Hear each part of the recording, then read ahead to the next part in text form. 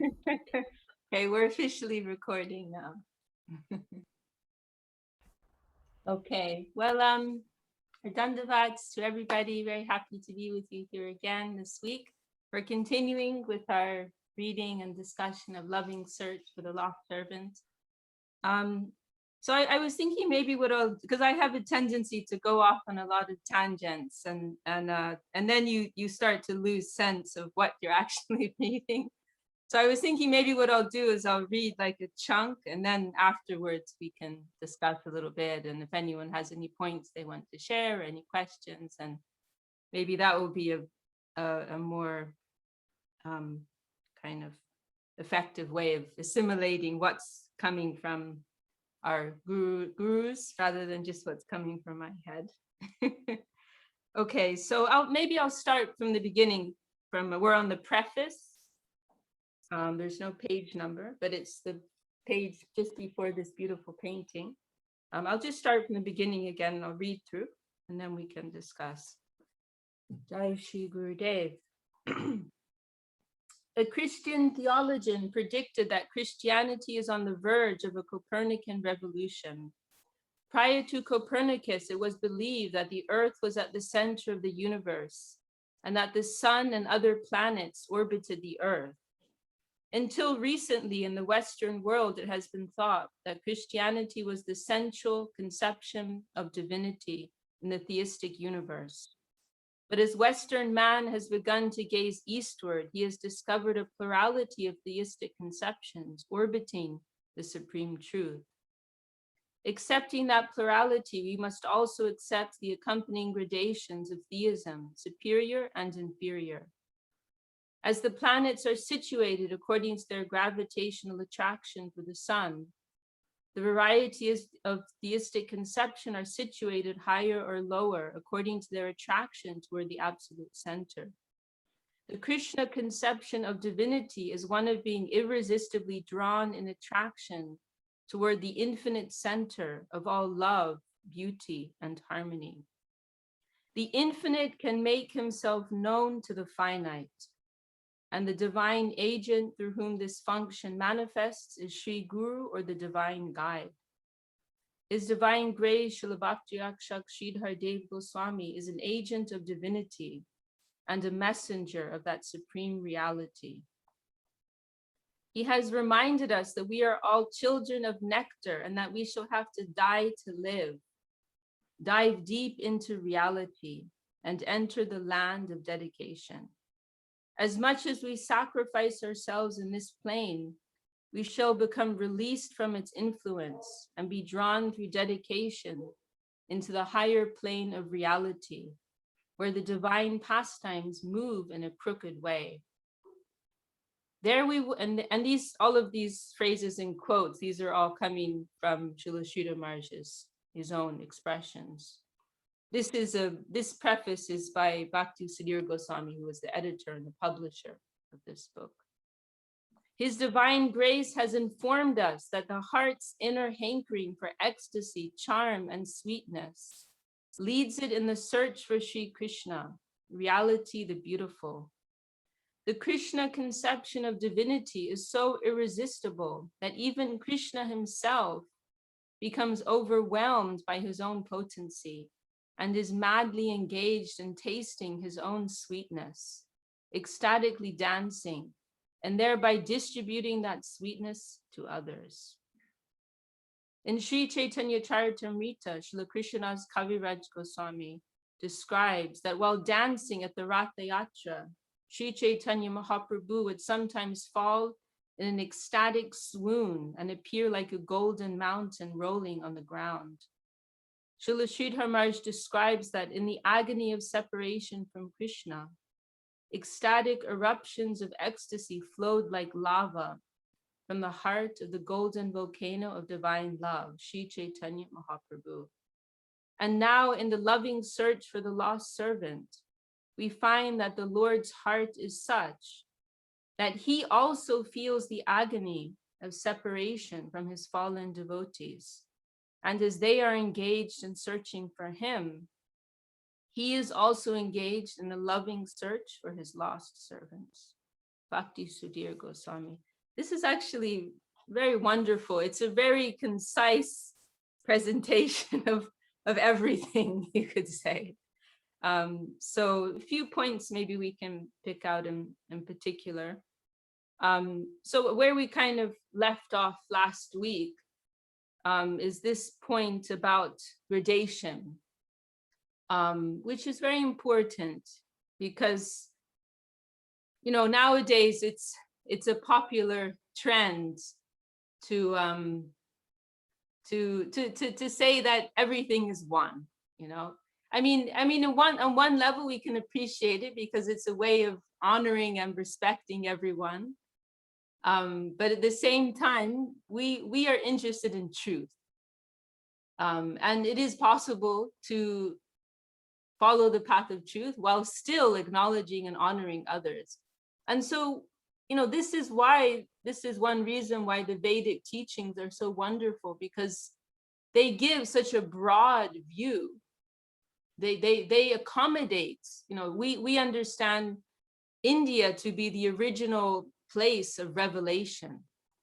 And that is why what is presented in the Vedas is so comprehensive, is so vast. And everyone and everything is accommodated within what is to be found in the Vedas. So what we find there is that it's not exactly this way, it's not exactly that way. We don't find that it's only this way or only that way. We find that everyone has a place, you know, that every truth has a particular, has some validity, you know, has some position, has some purpose, has some place. It's not that any idea, any conception, any path is to be completely rejected. It is not like that. No, but we are in the Vedas, we're presented with a very developed understanding of the whole. So, you know, many different conceptions are presented within the Vedas. The German scholar Max Muller, he made one comment that one drop of the Upanishads, and the Upanishads are just like one section of the entirety of the Vedic knowledge. And he said one drop of the Upanishads can feed the whole world. You know, he said persons of all inclination, persons of all religious inclination, they'll find some food, they'll find what they're looking for, they'll find some satisfaction in just one drop of the Upanishads. So, you know, this is the type of comprehensive, developed understanding that we're being given in the Vedic literature. So we find every idea, every conception, every approach, every conception of divinity, path, etc. It all has its place, it all has its purpose. However, there is some gradation. No, we cannot say that all of these are on the same platform, you know, and the simplest example to demonstrate that is looking at a school, you know, looking at a system of education where you know, there's class 1, there's class 2, there's class 3, 4, 5, et cetera, you know, going up to master's, PhD. And you know, you won't say that, you know, if you're in class 4, then you're learning a higher level of knowledge than what's in class 3. But you're not going to dismiss class 3. You're not going to say, oh, my way is the only way. What I'm learning in class 4 is the only system of knowledge that's worth anything. No, it's class 3 had its place at a particular time for where we were at that time. So class 3 has its place, but at the same time, we can't say it's equal to class 4. We must say the knowledge that's being presented in class 4, it is more developed than what was presented in class 3. So in the same way, we can look at different you know, theistic systems in this way and see that they all have a particular place. They're accommodating persons at a particular level of understanding. But you know, there is a gradation. You know, there's one level and then there's another level. And so then the question is, well, how do you make that? How do you assess that?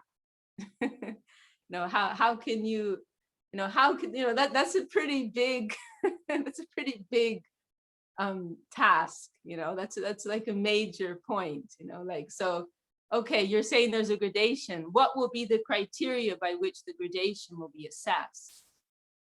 So one way in which our gurus have done that is by, first of all, one has to acknowledge that love is the most powerful force. Love is the most powerful force. Love is the deepest hankering of every single one of us. Love is the deepest need and hunger of every heart, and it is the most powerful force in existence. So that first has to be accepted. So then if we can appreciate that, then naturally we'll come to the conclusion, therefore, that system of thought which enables me to have the greatest degree of love and intimacy with the supreme entity, that must be the most superior system. Surely, how could it be otherwise? So how much intimacy, how much closeness, how much love is available in this theistic conception? And so the Sanskrit word here is rasa, which, we were discussing this earlier a little bit with Jayadev Chintani. It's a difficult word. It has a whole spectrum of meanings, from juice to ecstatic feeling, but we can, I'm saying it's a difficult word to translate into English, but it means along these lines, the ecstatic feeling, fulfillment, taste is another way of rendering it. It refers to the taste and intensity of feeling, which we are all seeking in everything that we do. That there's a unique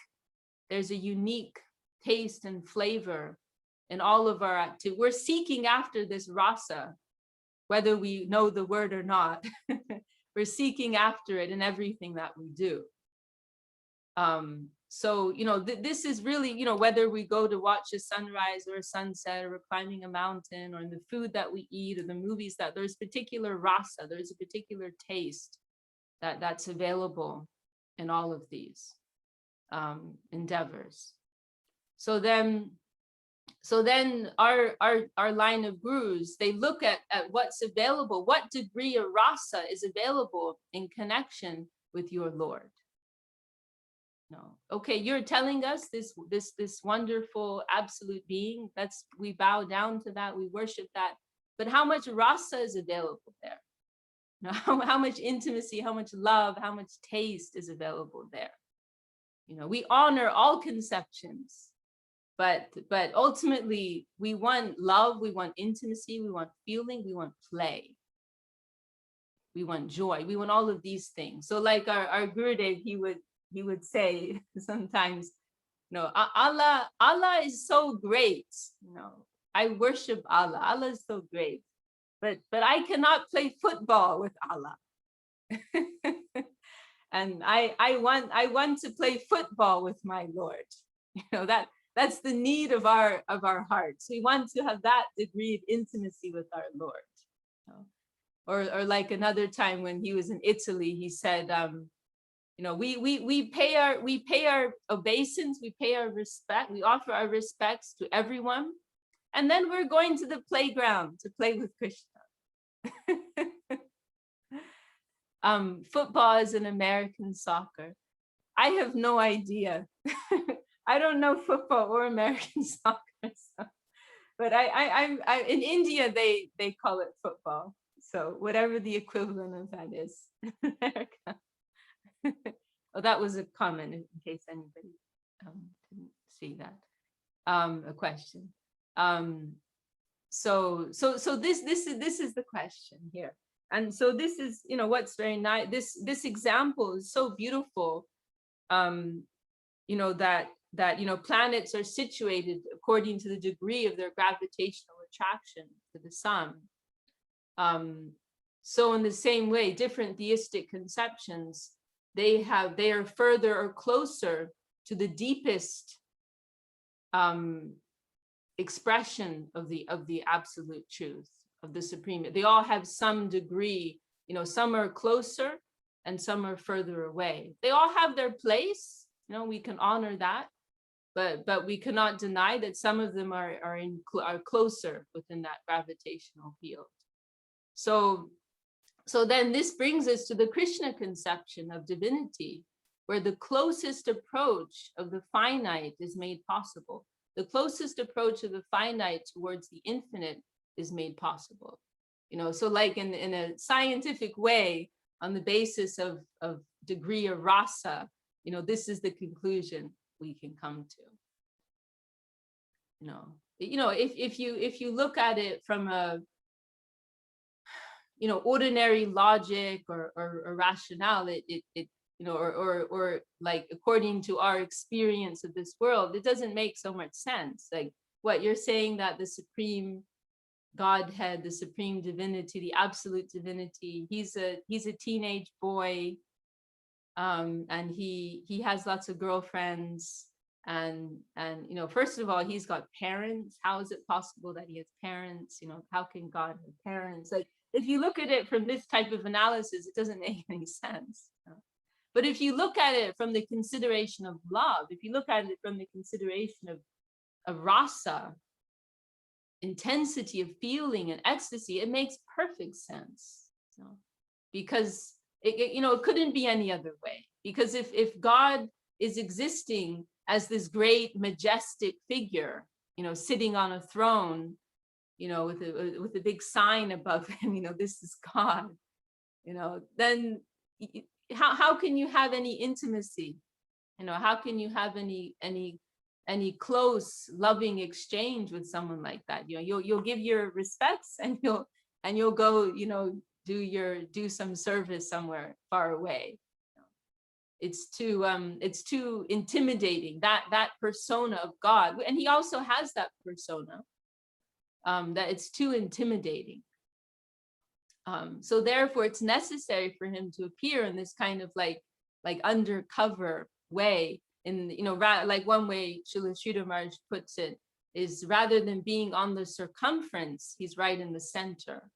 Because the Christian conception, which also parallels the Vishnu conception of God, of divinity, is that God is like our great father, taking care of us, overseeing everything.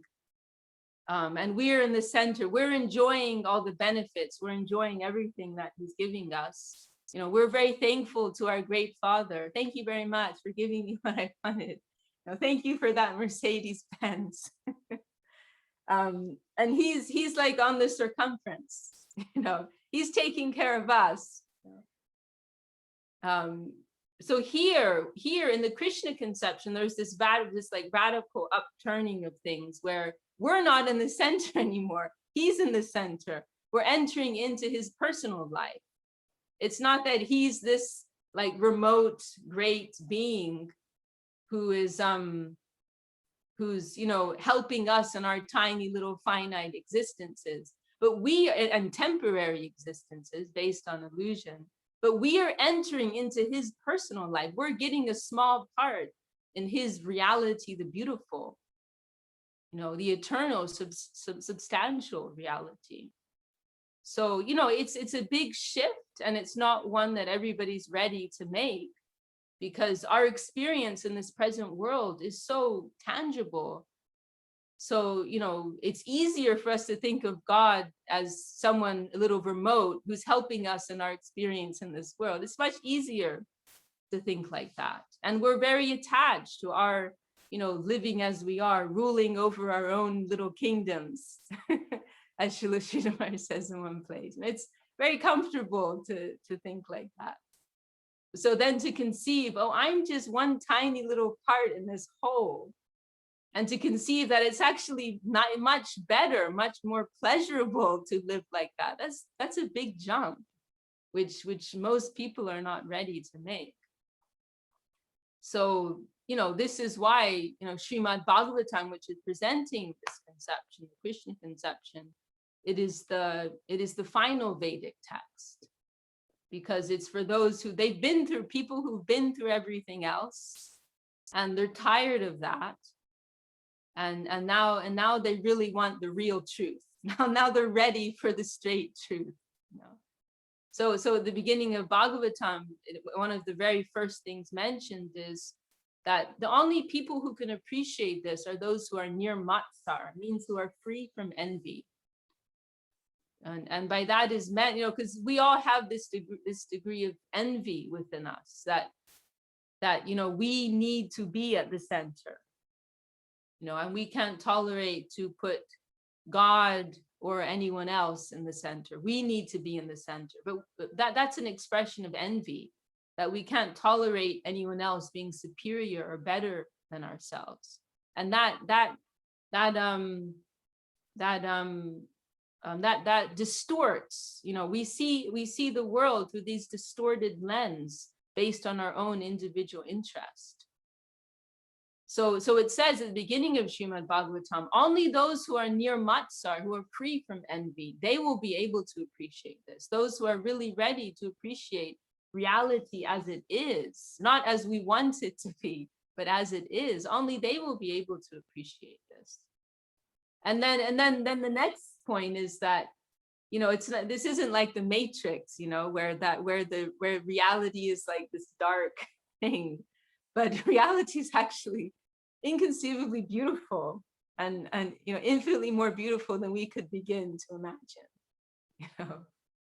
So it's nothing to be afraid of, you know, that we're not going to be at the center anymore. That's nothing to be afraid of.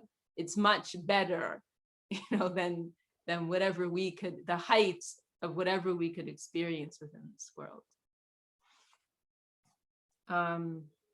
Okay. Does anyone want to make a comment or question? Anything?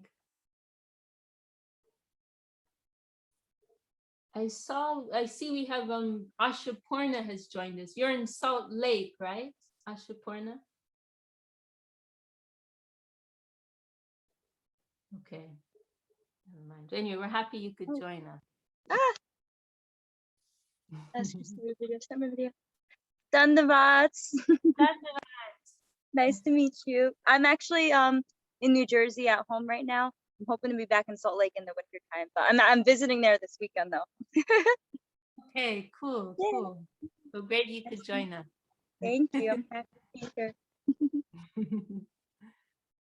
Okay, well, Didi, can I ask a question?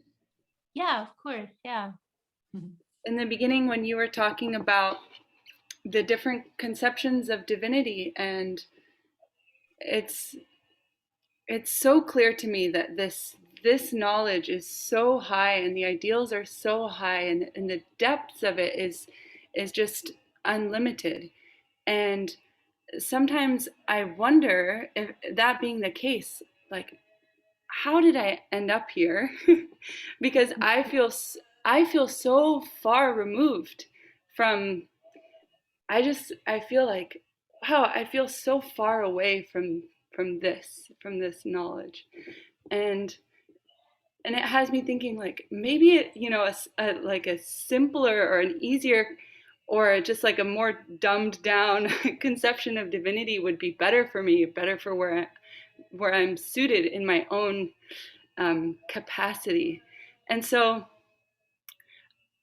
my question is about that realization of, like, the depths and the height, because it's both, of where this knowledge is, and feeling so far removed from it, and I don't really know what the question is, but how as a bhakta or a sadhaka who feels very, very far and feels like impossibly far from that goal, and how do we relate to this knowledge? That's beautiful. That's beautiful. And I mean, I think we all feel like that at times. You know, there's one verse our Gurudev used to quote in Upanishads, Tadure Tadvantike. That is very, very far and is very close at the same time.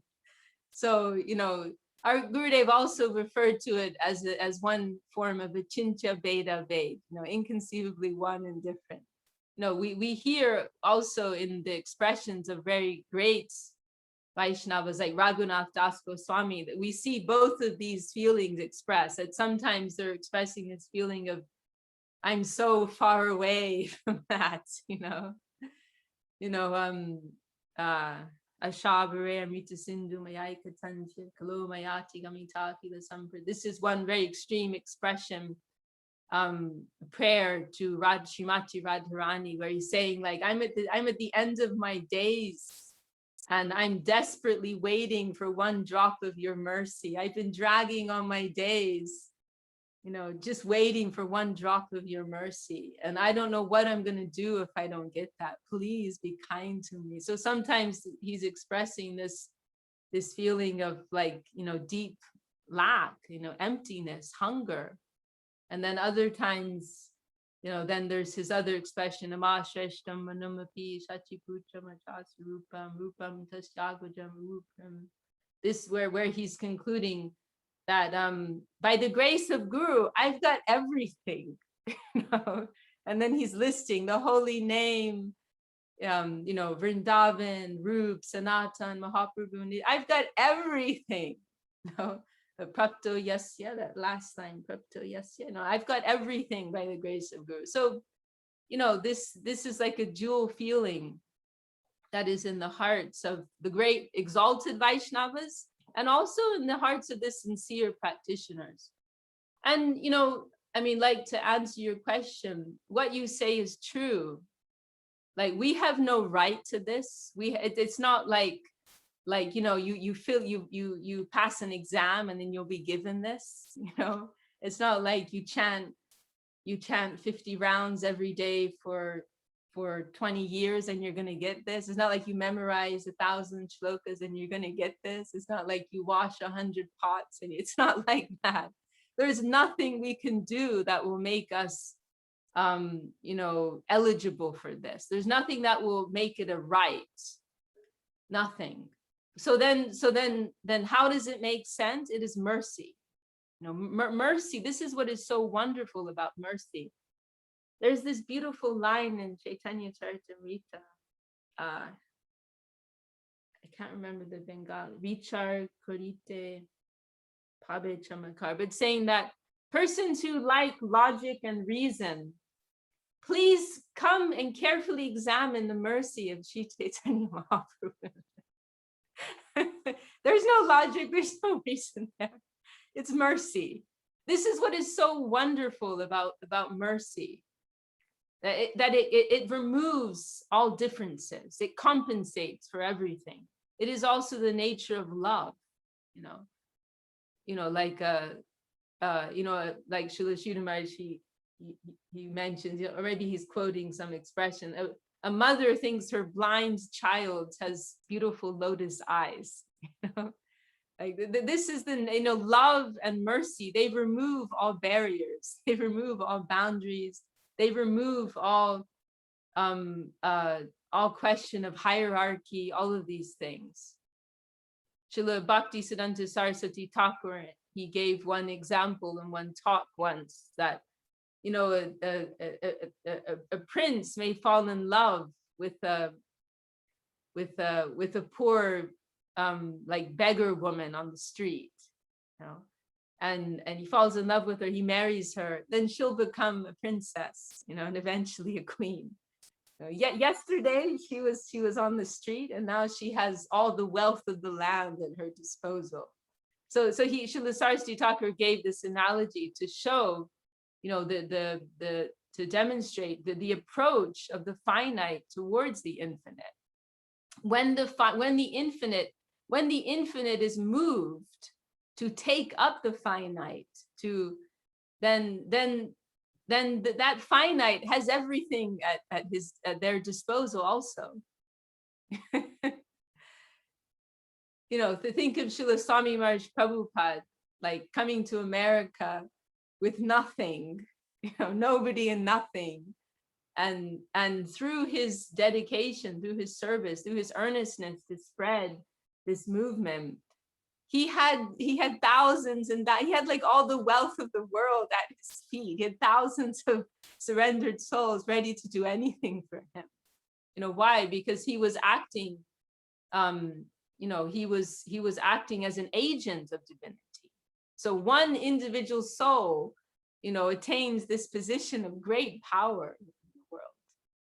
So, I mean, when I think of my Gurudev, Srila Govinda Maharaj, who was very exalted, pure Vaishnava, I also cannot understand. When I think of his affection, not only for myself, but for so many others that I saw, it's actually beyond, it is literally beyond my comprehension. When I think of how much love and care, and not just like in terms of like an institutional leader or dealing with human resources, not like that, but like genuine care and love in his heart for the most insignificant person. I really cannot believe it. I cannot understand it. It's something I cannot understand.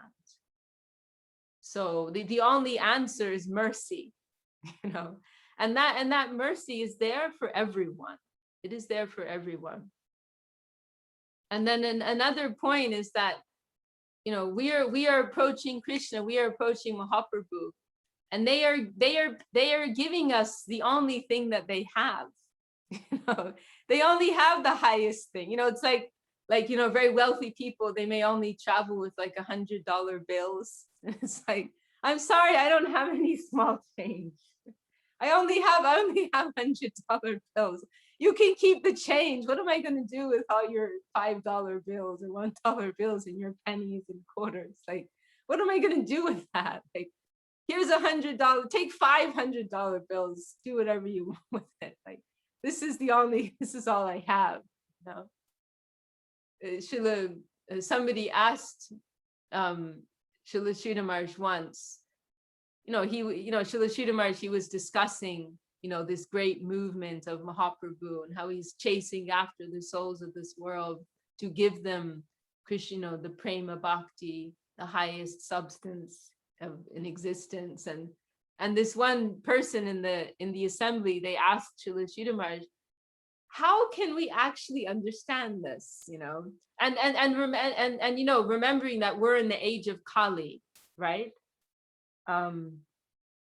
I think everyone here is already familiar with the different yugas.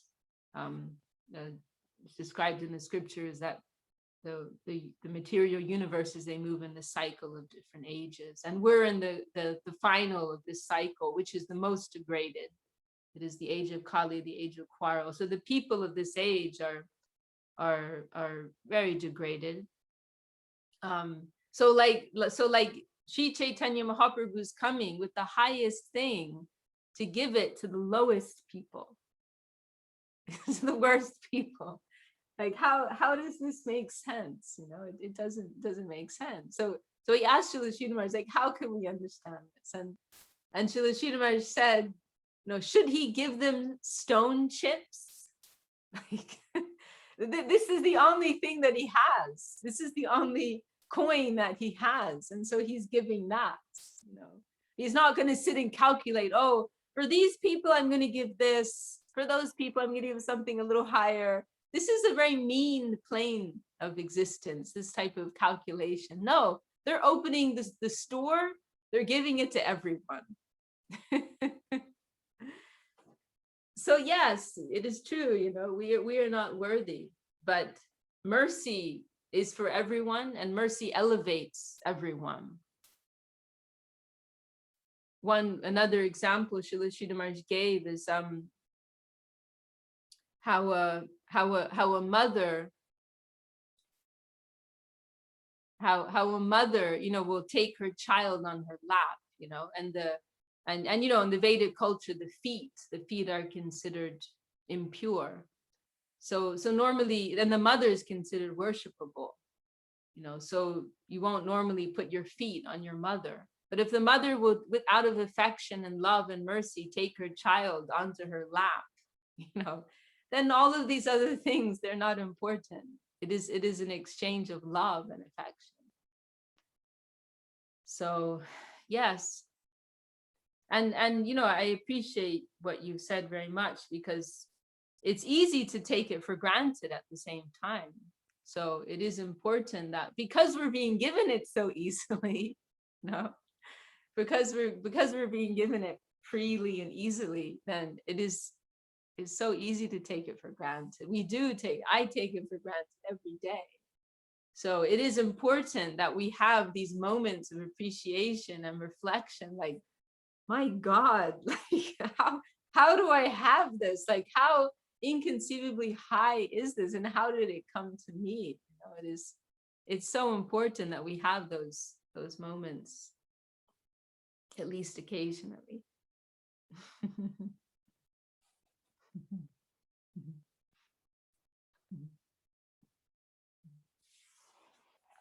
Okay, well, should we carry on a bit more?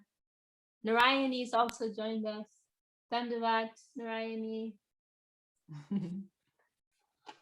Dandavats, Dandavats. Dandavat. Beautiful to listen to you today. Oh, very happy to have you with us. Yay. Okay, so Okay. we'll continue a little bit more.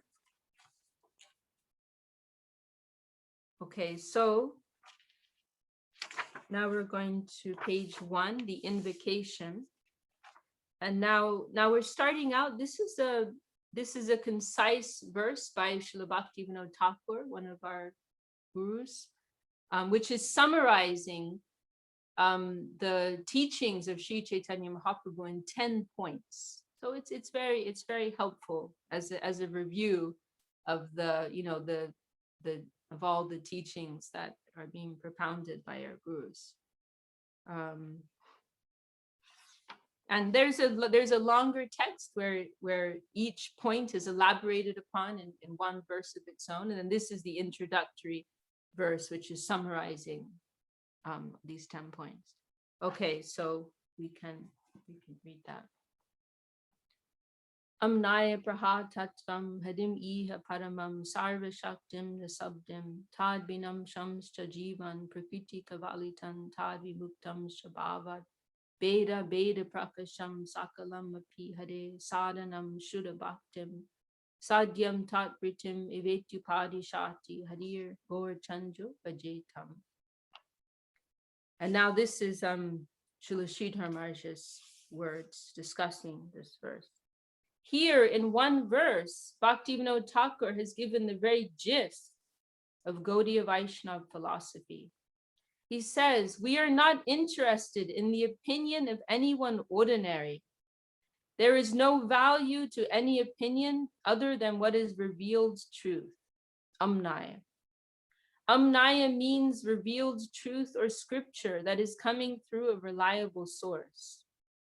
The Guru Parampara, a genuine succession of gurus. And what do they say? They enumerate these facts. Hari is all and all. So this is the first point. Harim iha paramam. Hari is all in all. Harim iha paramam. What is his nature? Next point. He is the master of all potencies. Sarva Shaktim. And he himself is the ocean of rasa, ecstasy, the subdim. And the jiva soul is not a direct part of him, but a part of his potency. Tad binam shams cha jivan. Not a plenary portion, meaning of equal power, shvamsha, but a partial portion, bibinamsha. Everything is a part of Hari, but shvamsha means an avatar, and bibinamsha means a part of his potency. So a separated part. Tatasta Shakti. And by nature, some souls are engrossed in the external potency, means the material energy, the illusory energy of this mundane plane. So some souls, so here Prakriti is referring to the material energy. Prakritika valitam tad vimuktam chabhavat. Yeah, so some are absorbed, engrossed in the external potency, some in the internal, the spiritual potency. Vimukta means the liberated souls. So they're what we often refer to as conditioned souls who are living in a compromised state, deluded by the illusory energy of this world. And then there are those who are liberated and in connection with the spiritual potency. By their very existence, some souls are within the Swarup Shakti, means the spiritual potency, and some are outside the Swarup Shakti. Some souls are liberated and some are non-liberated, mukta and amukta.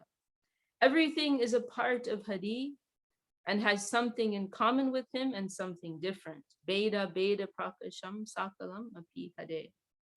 And the only means to attain him is pure devotion, exclusive devotion.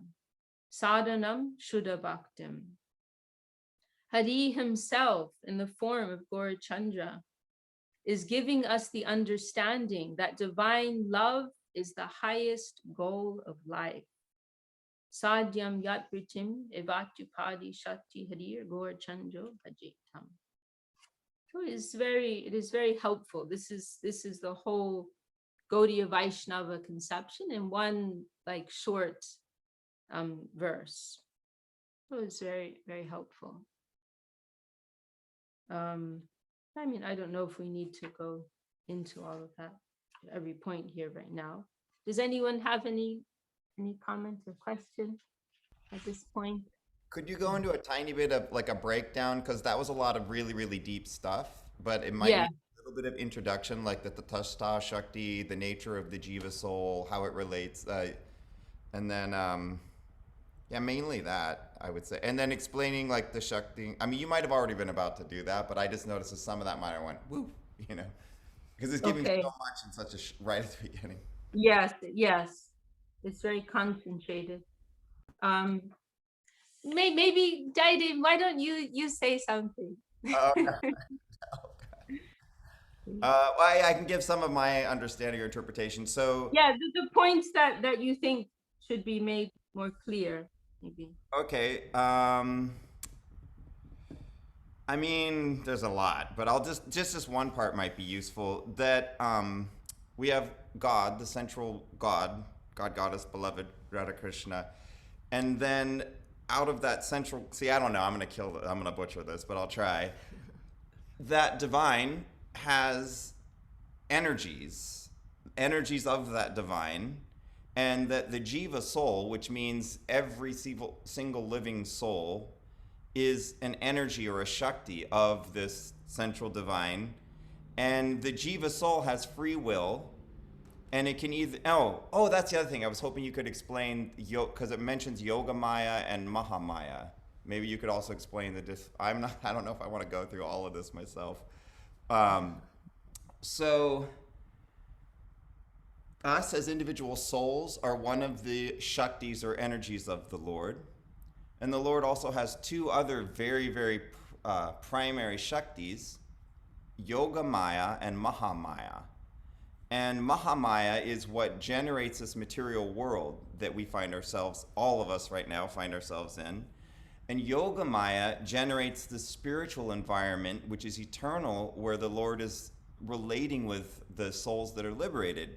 So the Jiva soul has the choice to go further into Mahamaya or to come into Yogamaya. I don't know if I'm explaining this that well. And so what was I getting at?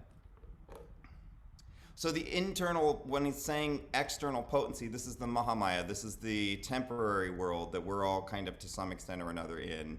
And when he's talking about the internal potency, that's the Yogamaya. And yeah, I don't know. I tried. I don't know. No, that was great. Yeah, I mean, I suppose one way, another way we could say it is, we can conceive of there being three main zones within reality. So there's the spiritual zone, which is the source. There's the material zone, and then there's also a middle zone. You'll hear the word marginal. That's what it refers to. So there are souls who are eternally connected with that spiritual plane. And then there are other souls which emanate ourselves. We emanate, we're called Jiva souls, Jivatma. We emanate from that middle zone, which is called the Tatastha zone. So our nature is Tatastha Shakti. The energy that we are is classified as Tatastha. Tatastha literally, it means something like on the bank. So it means like on the margin.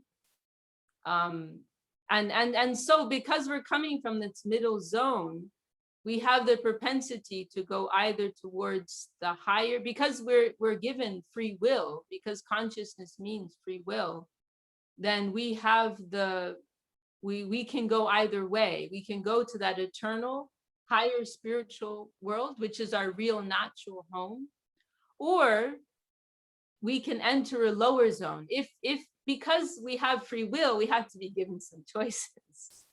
So we can enter that higher sphere as a loving servant, which is very natural to us in our original state. Or if we have some curiosity or some attraction to experiencing a godlike position ourselves, where we can be in the center, where we can live out our fantasies, to be, whatever it is that we want to be, like how little kids, they'll dress up in different outfits, right? Like, oh, I'm the president of America, or I'm a ballerina, or I'm a fireman, we all, as kids, we all have our little fantasies about being this or that, or I'm an astronaut, right? So we have these fantasies about ourselves. So this world, it's kind of like in one sense, it's a kind of playground where souls who have like something of a perverted desire, they can come and play out these fantasies. That's like on one level. Then on another level, it acts as a correctionary institute or correctionary house, where souls can learn that selfishness is not cool. And that selfish behavior does not lead to fulfillment, Aside from the fact that you incur negative reactions, it's also not very fulfilling anyway, and it's always temporary. Because we're acting on the basis of temporary ideas, of like artificial constructed ideas about who we are, then whatever joy we experience, it's very temporary. Just like somebody could play a part in a drama, and they can pretend that they're queen or a king or a movie star or whatever, but as soon as it's over, then they go back to their what may be a very sad reality. So on one level, this world is where we can live out our fantasies, and also it's a world where we can learn our lessons, and we can evolve towards our true nature.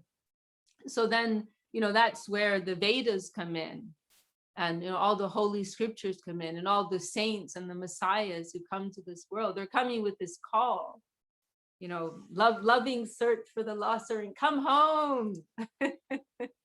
What are you doing wandering in this foreign land? There's one of my favorite lines in this book we'll come to. Srila Sridhar says, we are wandering in a foreign land, quarreling over fictitious gain. We are wandering in a foreign land, quarreling over fictitious gain. Like on so many levels, this is messed up. Like on so many levels. So the great messiahs and the Lord himself, sometimes, they're coming to this world with this clarion call. Please wake up. Shrinvantu Vishve Amritasya Putraha. You are all children of nectar. You were born to taste nectar. Your birthright is to that nectar. Don't be satisfied with anything else. Don't be satisfied by these lower things.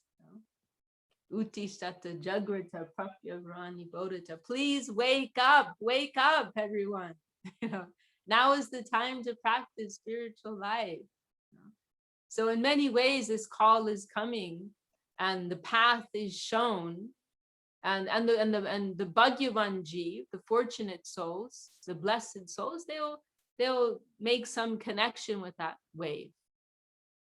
Brahmanda Brahmite Kom Bhagyavan Jeev Guru Krishna Prasade Pai Bhakti Lata Beach. You know, the souls in this world, they're wandering and wandering throughout the Brahmanda, means the whole you know, expanse of the material universes. They're wandering through different species of life, sometimes human birth, sometimes animal birth, sometimes higher planes, sometimes higher planes of more enjoyment, lower planes of more suffering. They're cycling and cycling like this.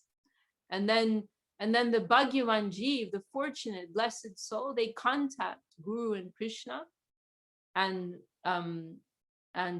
Guru Krishna Prasade Pai Bhakti Lata Beach. By the grace of Guru and Krishna, they receive the seed of devotion, the seed of bhakti.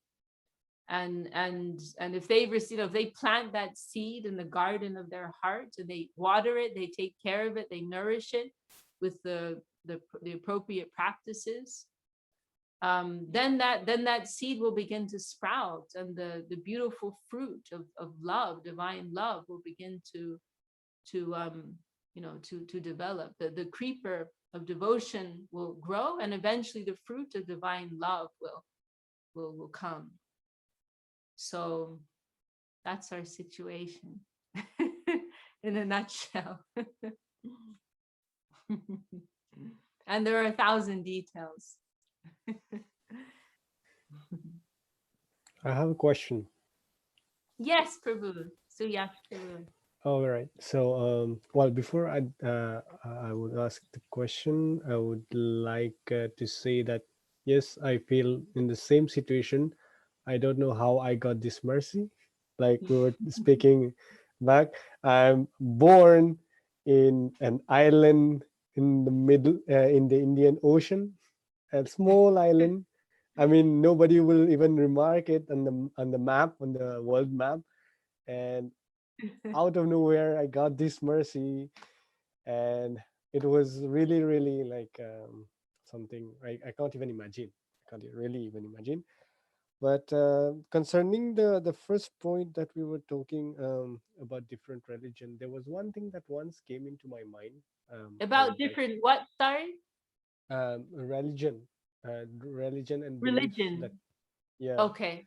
So there was one thing that came to my mind. I don't know how good is it, but it's there is that shlok in Bhagavad Gita. I think it's chapter 4. It's ye yathamam prapadyante tam tathaiva bhajamyaham. So it's like Krishna reciprocates in the way we surrender to him, and from that verse I had that in mind. Like, Christians, they tend to accept God as the father, so they pray to a father figure with white hair and so on. And the Muslims, they believe they are the slaves, so they are not allowed to see the face of their master. And we believe that we're lovers, not lovers, but we know Krishna is like the lover of everyone. So we believe that he's a young boy, he's like playful, he's like that. So it's like Krishna revealing himself in the way we are surrendering towards him. So that was like the idea that I got in my mind. I don't know how good is it or how bad is it. But my question is now on the point that we were just discussing, which is we all tend to think that we are in this material world, and we have false ego. We tend to believe that, this is mine, that is mine, or we have our mind, and we like to enjoy through our mind. Like, my mind wants to enjoy this or wants to enjoy that, things like that. So the mind and the ego and the intelligence, these are the material energy of Krishna. but our soul, it is like you were saying, the marginal energy, the tatastha shakti. So and the soul has the free will. And my question is, without contact, like without having false ego and mind, like being in the tatastha shakti, like in the marginal place, like you're saying, the marginal zone, we chose to enjoy, like without false ego, without the mind, without the intelligence, we chose to enjoy, like the soul all by itself chose to enjoy the material world. My question is that. Okay, well, firstly, I'll say your point and that quote from Bhagavad Gita, that's like absolutely perfect. Yeah, that's exactly what it is, because Krishna doesn't want to force anything on us. So it's like what you're ready for and how you want to approach him, that's how he will reciprocate with you. You know, and you know, there are other implications of that too, because it's, you know, it's like if you want truth, you'll be given truth. But on the other hand, if you don't want truth, you won't be given truth. If you want to be cheated, you will be cheated. So you know, we all have to, like, you know, examine our hearts and do some real soul searching and ask ourselves what we want, because Krishna will give us what we want, you know. And so we have to really look at ourselves and ask, do we really want the highest truth, no matter what the consequences of that. So yeah, I was very happy you referenced that. Now, as to this question, I mean, I don't have an answer. And I mean, this is a question that can be debated for hours. And I mean, it's a question I've seen. I mean, like I've seen recordings of devotees, like really, like, what's the word? Like picking at the brains of my Gurudev and our Gurudev and our Param Gurudev, like, you know, not satisfied with any answer and going around and around. And I mean, I was very happy, and you know, I mean, I can share some of these recordings where this is being discussed, but the answer that resonates with me the most is, I was very happy when I said in Revealed Truth, in one place, Gurudev said, it is a chincha. It is inconceivable. You know, how we could make that choice. It is inconceivable. But I mean, in a very simple way, you know, like if you look at a beach, and there's that area, you know, you have the sand and you have the ocean, and then there's that area in between, right? Where the waves are lapping up onto the sand, right?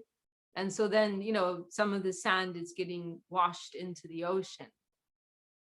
You know, so like, how are we going to calculate that? You know, it's like in that type of environment, it's bound to be that some of the sand is going to get washed into the ocean. You know, so, you know, similarly, if we have free will, then it must be that some will use that free will to go in the other direction. And it may just be some simple curiosity. You know, they didn't read the fine print. They didn't quite know what they were signing themselves up for. But, you know, where there's free will, then necessarily there must be some, and it is a very small degree, a very small percent. Our Gurudev in one place says, like, you know, less than 1%, you know, of the souls, they go that path. You know, the vast majority, they're naturally attracted and moved towards that higher plane. And it's a very tiny percentage who are attracted to this lower plane. And then another, if we want to take an even broader perspective, Srila Sridhar Maharaj has given another angle of vision, which is that this world enables Mahaprabhu to come and to play out his pastimes as the Patit Pavan avatar, which means, you know, the descent of the Lord, who's playing the hero, basically, who can, he can come and be the hero and save the souls of this world. And if people, just like in a movie, for a hero's glory to be shown, you need somebody who needs to be saved, right? For a rescue mission, there has to be somebody who needs to be rescued. So this is like a very broad way of looking at it. Srila Maharaj's comment was something like, with the broadest spiritual vision, then we will see that this world, it allows for Sri Chaitanya Mahaprabhu to come and play his pastimes of saving the lost souls of this world. So that's another angle on that. But yeah, I mean, other than that, I can't say anything else. And, I mean, this is a point that can be debated by scholars for hours and hours on end. These kinds of issues surrounding the Jiva Shakti, people, they leave missions because of this,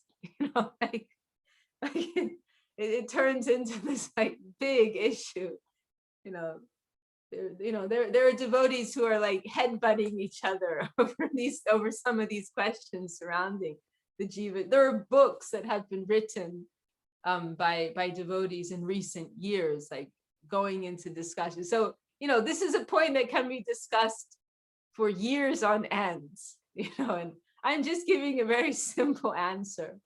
And ultimately, I also feel like, we want to be pragmatic, and we're here now. So, how exactly we got here, maybe we're not entirely sure about that, but we know we got here. We got here. So let's like be proactive about it. That's kind of the approach that I take in connection to that discussion. So.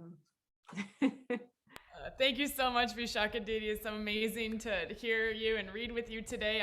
We're a little bit over time today. It's a little bit after noon p.m. Pacific time. So we're just gonna wrap up by saying thank you everyone for coming this week to our lovely Loving Search for the Lost Servant Bhakti Yoga Book Club satsang. We'll be meeting again, same time, same place. We had 38 people register and we had 13 show up. So you guys are the lucky ones who are getting the mercy with our attrition rate, So any other final comments? And I have one actual last request. If anyone who wants to stay on, you're welcome to sign off. It's past our noon time. But we have a feature called Breakout Rooms that I would really love to test with this, however many people can stay on for the end of the satsang, that we can see how the breakout room such a thing works with groups of 3 or so, and people can share. So people will be in little groups, I guess, and interact with each other simultaneously on this meeting somehow. So we want to do a 5-minute breakout, and you can just share, just go around your little breakout group and share something that inspired you with this. And any other last comments or questions before we go into breakout rooms? I'm happy to participate. Sure. Yeah, that's in the Kamala just shared a very nice quote here from Srila Prabhupada. Yeah. But yeah, I'm happy to participate. Can someone read the quote out loud? We have a volunteer for a reader.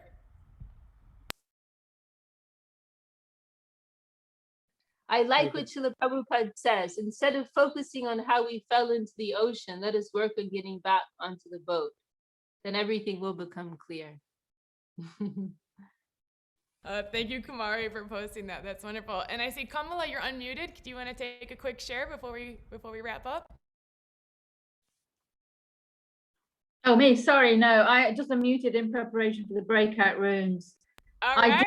Learn Welsh online, so I'm quite familiar with the whole breakout room scenario. So I'm just eager to get into the rooms and have a chat, and then you come out of the rooms. All right, here we go.